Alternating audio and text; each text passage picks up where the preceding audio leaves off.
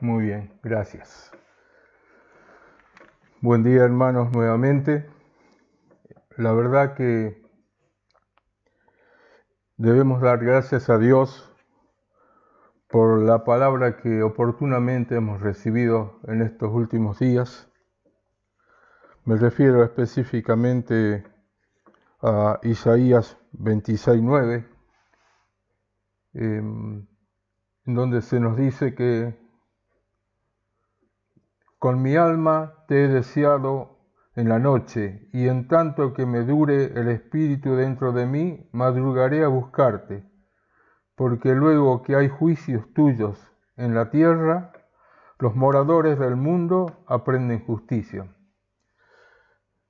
Entendimos que esta era la palabra oportuna para interpretar, entender el momento que estamos viviendo desde hace semanas, cuando se reconoció oficialmente la realidad de esta pandemia.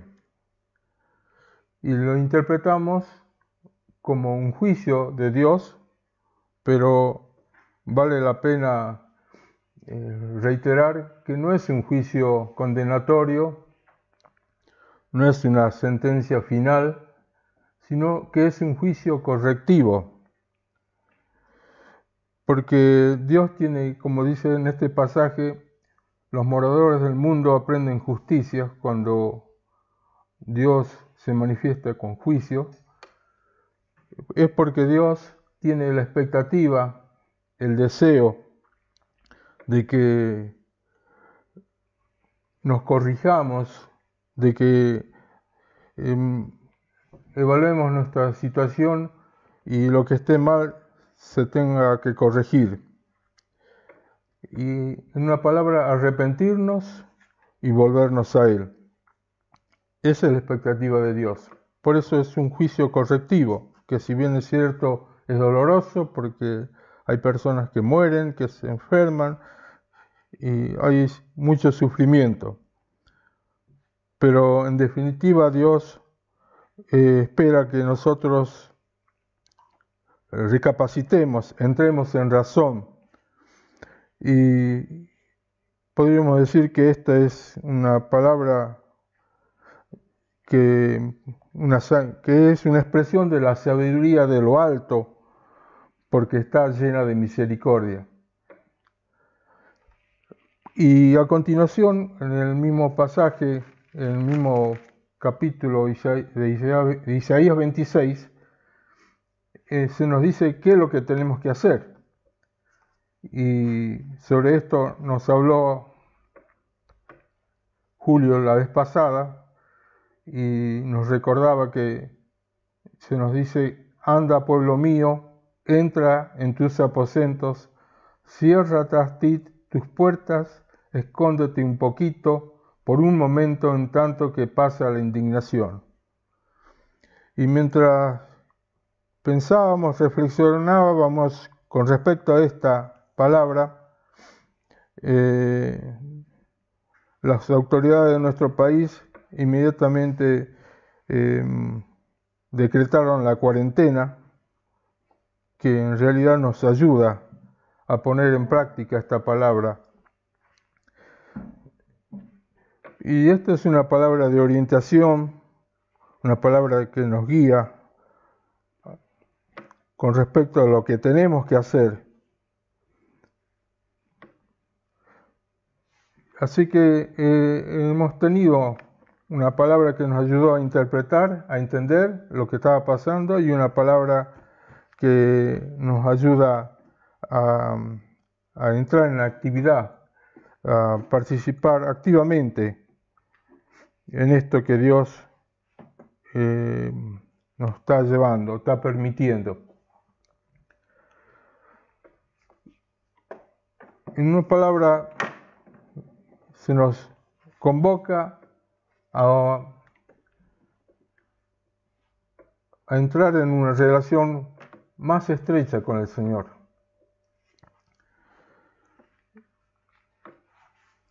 Así que en eso estamos todos abocados, también se nos llamó a que como familia también restablezcamos el altar familiar o lo implementemos si nunca lo tuvimos. Y de hecho nos está llevando, como lo dijo y como lo estamos viviendo todos, a una relación más estrecha, aunque no es en forma personal, pero sí es igualmente efectiva y saludable para nosotros. Y fruto de esa, digamos, de esa comunión, de esa relación que tenemos, días atrás vino a nosotros esta palabra de Isaías 57:15, que expresa lo siguiente: porque así dijo el alto y sublime, el que habita la eternidad y cuyo nombre es el Santo. Yo habito en la altura y la santidad, y con el quebrantado y humilde de espíritu, para hacer vivir el espíritu de los humildes y para vivificar el corazón de los quebrantados. Aquí el Señor nos da una clave muy importante y nos señala cuál es la actitud correcta con que debemos acercarnos a Dios. Y remarquemos aquí en este pasaje con respecto a esto, que la actitud correcta es quebrantamiento y humildad de espíritu. Y esto lo encontramos, hay varios pasajes en la Biblia que nos indican lo mismo. Por ejemplo, en el Salmo 138:6 dice así: Jehová es excelso y atiende al humilde, mas al altivo mira. En el mismo libro de Isaías 66:2, ya finalizando el libro, dice así: miraré a aquel que es pobre y humilde de espíritu, y que tiembla a mi palabra. También nos es muy familiar a todos las bienaventuranzas, en particular en este caso, cuando se nos dice: bienaventurados los pobres en espíritu, porque de ellos es el reino de los cielos. En Mateo 5:3. En el 5:4 también se nos dice algo que viene al caso. Dice: bienaventurados los que lloran, porque ellos recibirán consolación. Los que lloran son los quebrantados, los que son sensibles, ya sea por cuestiones propias o ajenas. También encontramos otros pasajes concordantes en el Salmo, por ejemplo en el Salmo 34:8, cuando se nos dice: cercano está Jehová a los quebrantados de corazón. Y en el 51:17, en el Salmo del verdadero arrepentimiento, dice así: los sacrificios de Dios son el espíritu quebrantado. Todo esto nos reafirma, nos confirma cuál es la actitud correcta frente a la cual que debemos tener frente al Señor en nuestra relación con Él. Despojados de toda altivez, de toda soberbia, de toda arrogancia, de toda pretensión. Esa es la actitud que siempre Dios ha visto con agrado. Y hay un pasaje en la Biblia que nos ilustra bastante para mí con respecto en una situación muy difícil, muy fuerte. Y está en el Evangelio de Juan, capítulo 11, en donde hay una situación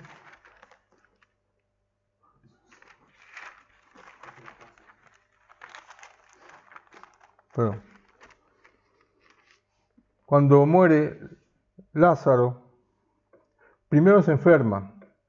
A Jesús se le informa, se le notifica de esa situación, y Jesús, frente a esa situación, en 11:4 dice así: oyéndolo Jesús dijo: esta enfermedad no es para muerte, sino para la gloria de Dios, para que el Hijo de Dios sea glorificado por ella.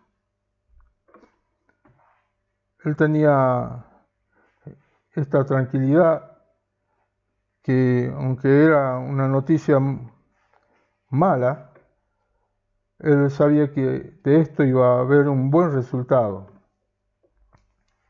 Y así pasan los días. Aparentemente pareciera ser como que él se desentiende, pero descansa en Dios. Y llega al lugar donde vivían Lázaro con sus hermanas. Pero lo hizo 4 días después. Y ya Lázaro a esa altura ya estaba enterrado, estaba en el sepulcro. Y dice que Betania estaba cerca de Jerusalén y muchos de los judíos habían venido a Marta y a María para consolarlas por su hermano.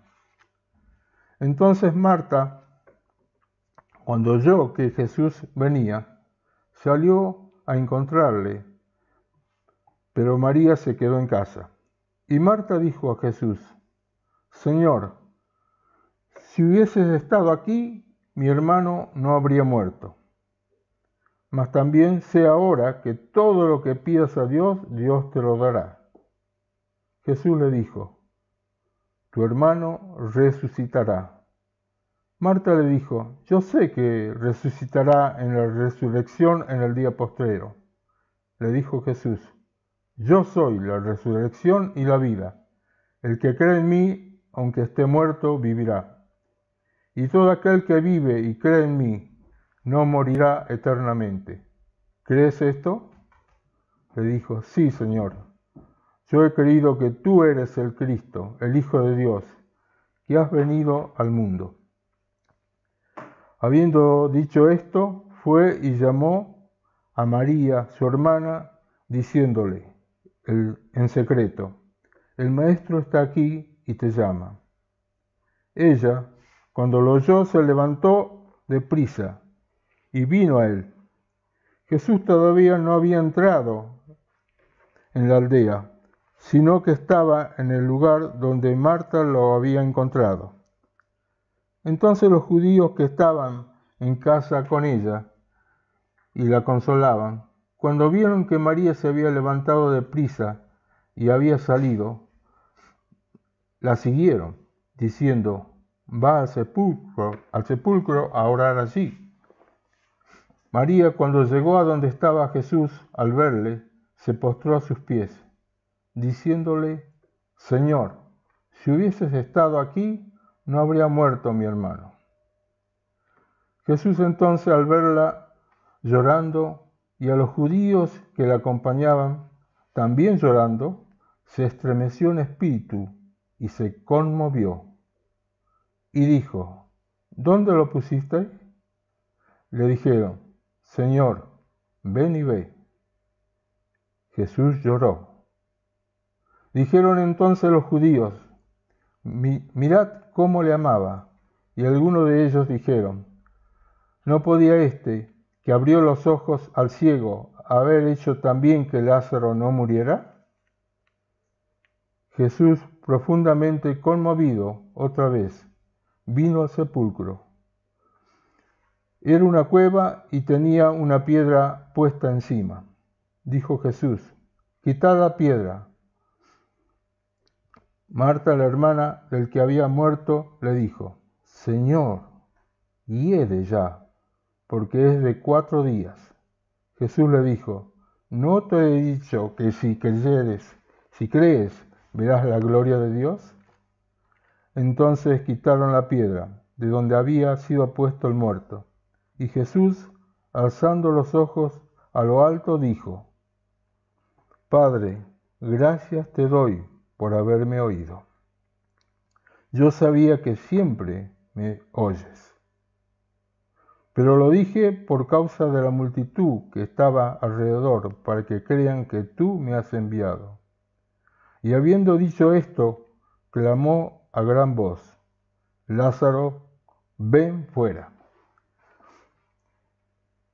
Aquí en este pasaje, Jesús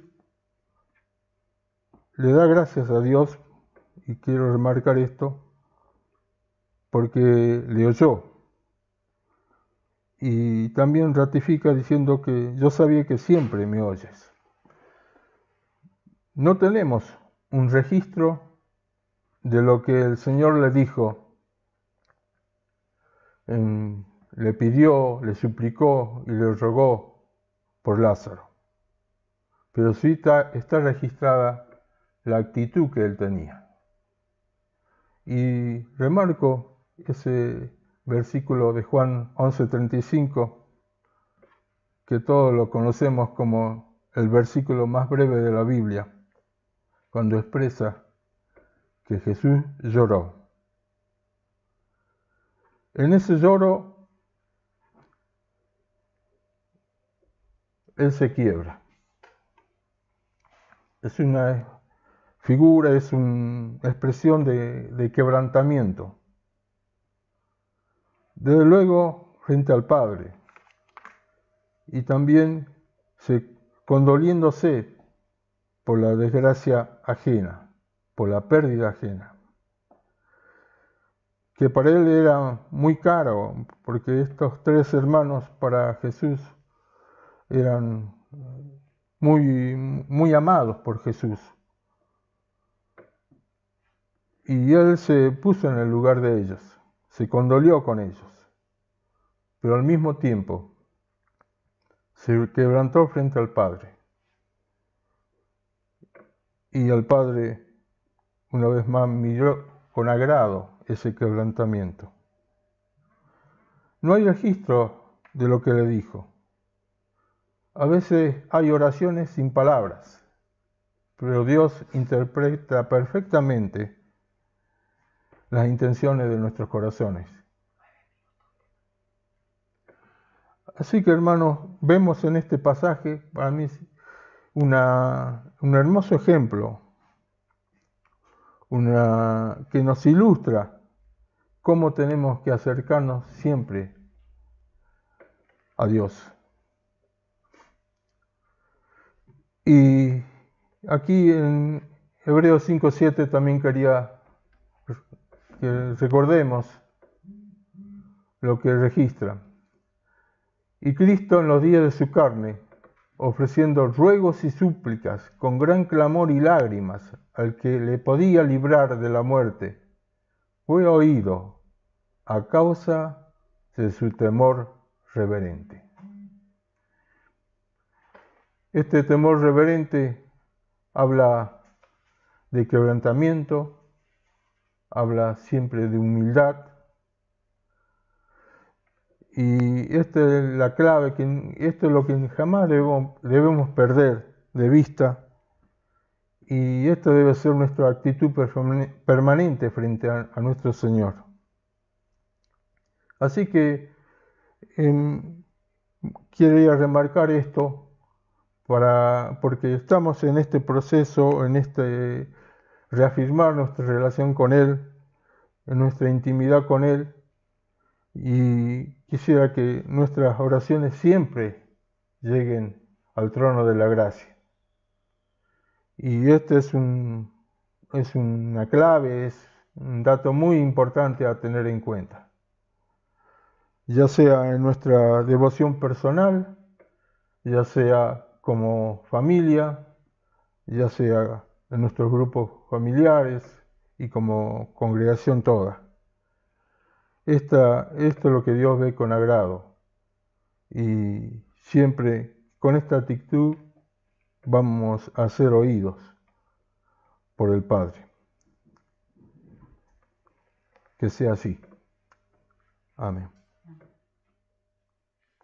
Muchas gracias. Damos gracias al Señor. Damos gracias, Alberto, por esta palabra. Es interesante cómo Dios nos va guiando en todo esto. Tenemos que seguir orando y poniendo en el lugar que corresponde este tiempo de comunión con el Señor. También tenemos que seguir insistiendo y practicando nuestros encuentros en la familia. Tenemos que seguir orando por estas cosas puntuales que hemos puesto ahí en esta parcela de oración. Pusimos a los hermanos que están en el área de la salud. Pongamos también, ahora vamos a elaborar un listado con los hermanos que están en el área de la seguridad.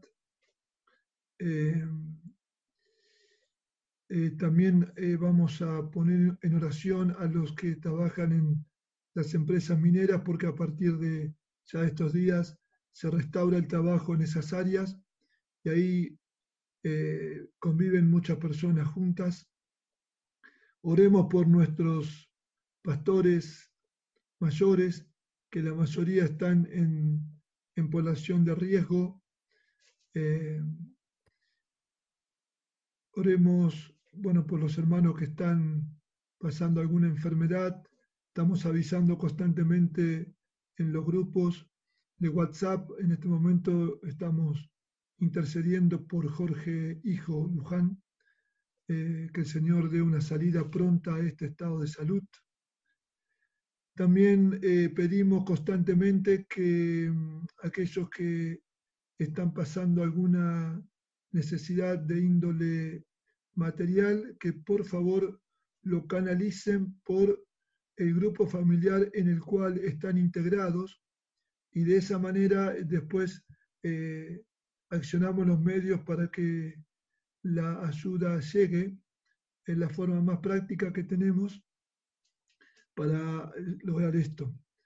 También sigamos orando por ese listadito de personas nuevas que se incorporaron al grupo en los últimos meses, que algunos se bautizaron, otros se han incorporado, y aunque estemos en nuestras casas y no podamos salir a predicar a la calle, seguramente no sé bien con exactitud hoy, pero en las últimas reuniones, tanto familiares como de jóvenes, como de, no sé, de adolescentes en general, sí, siempre hay contactos, hay unos entre 5 y 10 contactos que se están comunicando por medio de esta manera. También hay un hermano que está ya esperando que se levante la cuarentena para que lo podamos bautizar, que vive en Joaquín B. González. Un hermano le ha predicado todos estos días por teléfono y bueno, está esperando que lo dejen viajar para venir a Salta para bautizarse. Hoy hemos llegado al récord de participantes. Hoy se han conectado 100 dispositivos y más de 100 no admiten.